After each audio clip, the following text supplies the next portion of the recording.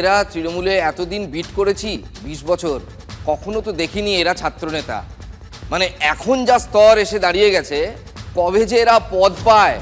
একজন উপাচার্যকে একটা ছেলে বলেছে রাক্ষসী, বা বলার পর তাকে যখন জিজ্ঞেস করা হচ্ছে সে তখন বলছে বেশ করেছি বলেছি।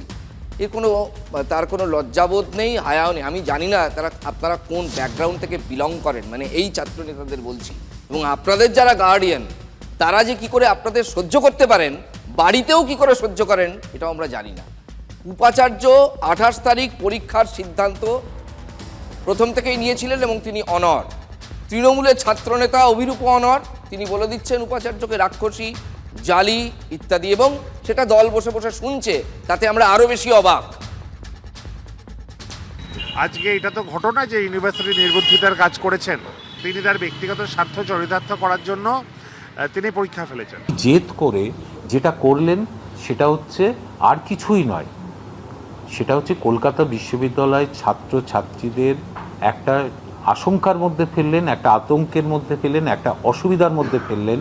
এতে উপাচার্য হিসেবে তিনি মনে হয় সঠিক করলেন না।